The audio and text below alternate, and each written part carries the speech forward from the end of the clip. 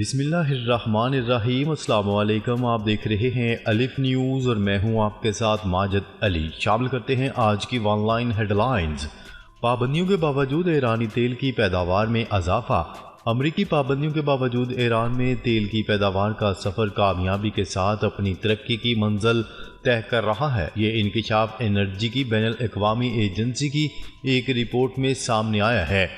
فارس news agency کی report کے مطابق انرجی کی بین الاقوامی ایجنسی IEA نے اپنی ایک رپورٹ میں کہا ہے کہ اس وقت ایران میں تیل کی پیداوار کی سطح پابندیوں سے قبل ہونے والی پیداوار کی سطح سے صرف 1,80,000 بیرل ہی پیچھے ہے۔ اگست میں ایران کی تیل کی پیداوار 34,20,000 بیرل یومیہ تک پہنچ گئی۔ اسرائیل نے 5 قیدیوں کے بدلے غزہ میں 2 ہفتے کی جنگ بندی کی نئی تجاویز دے دیں۔ اسرائیلی خبرساں ادارے کی رپورٹ کے مطابق گزشتہ شام اسرائیلی کابینہ میں ایک نیا معاہدہ پیش کیا گیا جس میں اسرائیل اور حماس کے درمیان قیدیوں کے تبادلے کے سمجھوتے کی تجویز شامل ہے۔ اخبار کے مطابق بات چیت میں تجویز پیش کی گئی کہ غزہ میں 2 ہفتوں کی جنگ بندی کے مقابلے میں 5 اسرائیلی قیدیوں کو زندہ رہا کیا جائے۔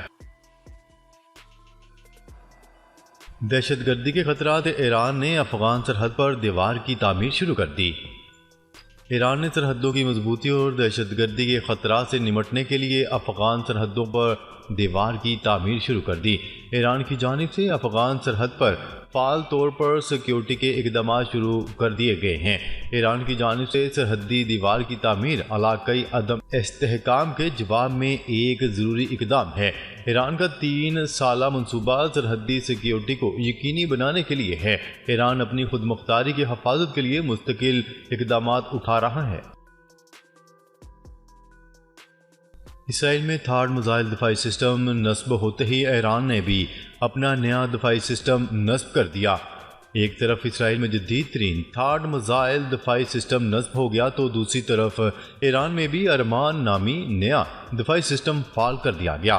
امریکی خبرساں ادارے کی رپورٹ کے مطابق اسرائیل میں ایرانی حملوں سے بچاؤ کے لیے جدید ترین امریکی میزائل دفاعی نظام تھاڈ نصب کر دیا گیا ہے۔ تھاڈ کی تنصیب سے اسرائیل کے پہلے سے طاقتور اینٹی میزائل دفاعی نظام کو مزید تقویت مل گئی ہے تو دوسری طرف تھاڈ کا سامنا کرنے کے لیے ایرانی فضائی دفاعی نظام بھی فعال کر دیا گیا۔ ایران نے بھی اسرائیل کے آئرن ڈوم اور امریکی تھاڈ نظام کا مقابلہ کرنے کے لیے نیا دفاعی نظام بنانا شروع کیا تھا۔ ایران نے بیلسٹک ڈیفنس سسٹم کو ارمان کا نام دیا ہے جس کا تجرباتی مرحلہ مکمل ہونے کے قریب ہے۔ پڑوسی ممالک نے وعدہ کیا ہے کہ اپنی زمین یا فضا استعمال ہونے نہیں دیں گے۔ ایران نے 2 ٹوک پیغام جاری کر دیا۔ ایران کا کہنا ہے کہ ہمسایہ ممالک ایران کے خلاف اپنی سرزمین یا فضائی حدود کو حملے میں استعمال ہونے کی اجازت نہیں دیں گے۔ الجزیرہ کی رپورٹ کے مطابق اسرائیل کی جانب سے ایران کے میزائل حملے کا بدلہ لینے کے پس منظر میں ایرانی وزیر خارجہ عباس اراغچی کا کہنا ہے کہ پڑوسی ممالک نے بھی وعدہ کیا ہے کہ وہ کسی بھی حملے کے لیے اپنی سرزمین یا فضائی حدود کے استعمال کی اجازت نہیں دیں گے۔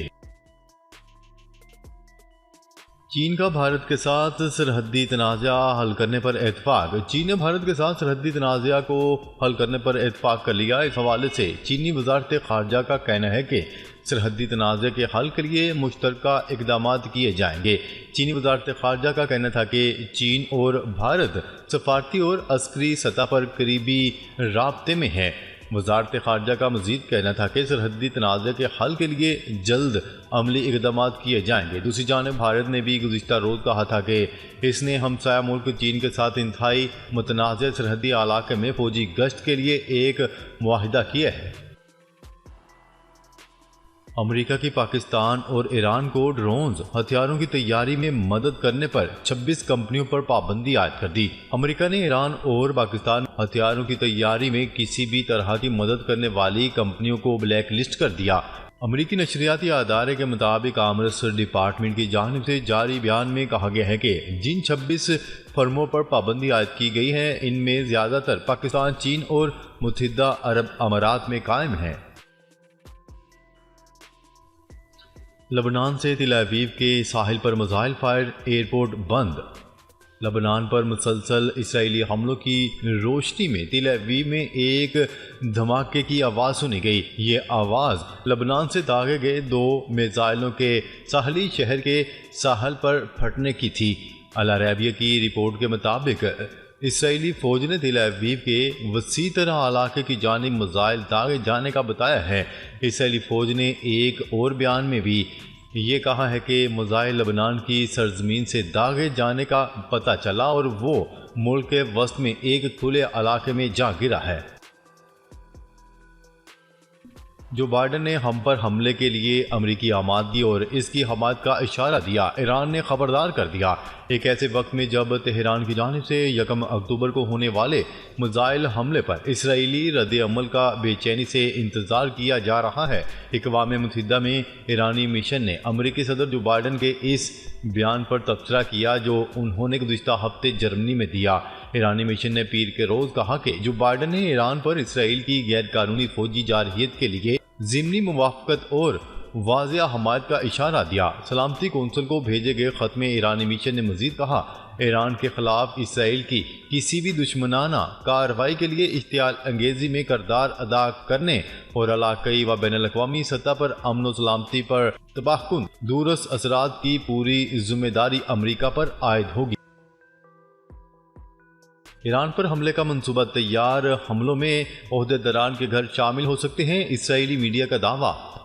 اسرائیلی خبرساں ادارے نے بتایا ہے کہ ایرانی میزائل حملے کا جواب دینے کے لیے اسرائیلی منصوبہ تیار ہے اور حملے میں ایرانی اعلیٰ عہدیداران کے گھروں کو بھی نشانہ بنایا جا سکتا ہے۔ یہ اس کارروائی کا رد عمل ہوگا جس میں حزب اللہ نے چند روز قبل ایک ڈرون طیارے کے ذریعے اسرائیلی وزیراعظم نتن یاہو کو ان کے گھر پر نشانہ بنانے کی کوشش کی تھی۔ مذکورہ چینل کے مطابق اسرائیلی فوج اور خارجہ انٹیلیجنس کے ادارے نے وزیر اعظم نتن یاہو اور وزیر دفاع کے سامنے جوابی کارروائی کا منصوبہ پیش کر دیا۔ امریکی وزیر خارجہ اینتھنی بلنکن اسرائیل پہنچ گئے، 1 سال میں 11واں دورہ۔ امریکی وزیر خارجہ اینتھنی بلنکن حماس سربراہ یحییٰ سنوار کی شہادت کے بعد غزہ جنگ بندی مذاکرات کو بحال کرنے کے لیے اسرائیل پہنچ گئے۔ غیر ملکی خبرساں ادارے کی رپورٹ کے مطابق غزہ جنگ بندی مذاکرات کی بحالی کے لیے امریکی وزیر خارجہ اینتھنی بلنکن 7 اکتوبر 2023 سے جاری غزہ اسرائیل جنگ کے بعد سے مشرق وسطیٰ کے 11ویں دورے پر اسرائیل پہنچ چکے ہیں۔ شمالی غزہ میں القسام بریگیڈ کی فائرنگ، 4 اسرائیلی فوجی ہلاک۔ العربیہ کی رپورٹ کے مطابق ہلاک اسرائیلی فوجی اہلکاروں میں بریگیڈیئر کمانڈر بھی شامل ہیں۔ اسرائیلی سینئر افسران کی گردن میں حماس اہلکاروں نے حملہ کیا۔ اسرائیلی فوجی افسر شمالی غزہ میں کسی مقام کا دورہ کر رہے تھے۔ اسرائیلی فوج نے بھی بریگیڈ کمانڈر سمیت 4 فوجیوں کی ہلاکت کی تصدیق کر دی۔ دوسری جانب اسرائیلی فوج نے بیروت کے ساحلی ہسپتال کو خالی کرنے کا الٹیمیٹم دے دیا۔ اسرائیلی فوج نے دعویٰ کیا ہے کہ بیروت میں ہسپتال کے نیچے حزب اللہ کا کیش بنکر موجود ہے، جبکہ ہسپتال کے ڈائریکٹر نے اسرائیل کے ان دعووں کی تردید کر دی۔ نواز شریف جمعہ کو لندن روانہ ہوں گے۔ مسلم لیگ نون کے قائد نواز شریف اور وزیر اعلیٰ پنجاب مریم نواز کا دورہ برطانیہ کا شیڈول سامنے آ گیا۔ ذرائع کے مطابق نواز شریف جمعہ کو متحدہ عرب امارات، برطانیہ، امریکہ اور یورپ کے دورے پر روانہ ہوں گے۔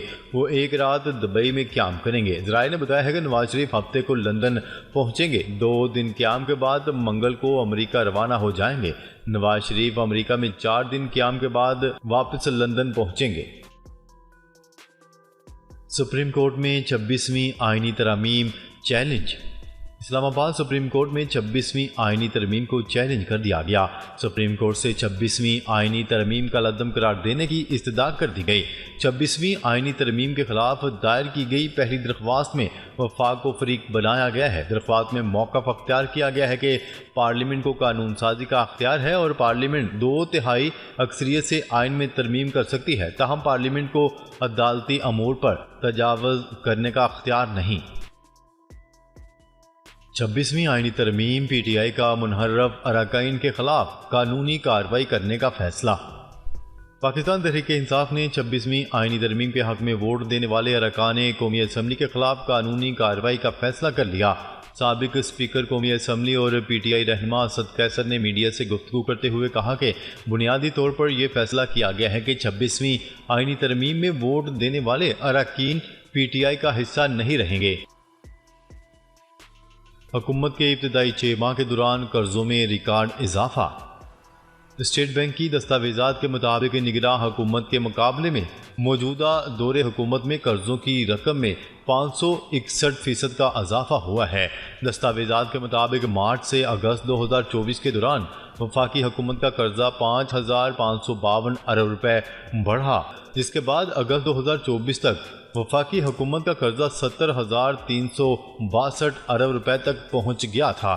ناظرین، اب تک کے لیے اتنا ہی۔ مزید خبریں لے کر بہت جلد آپ کی خدمت میں حاضر ہوں گے، تب تک کے لیے اپنا خیال رکھیے گا۔ اللہ نگہبان۔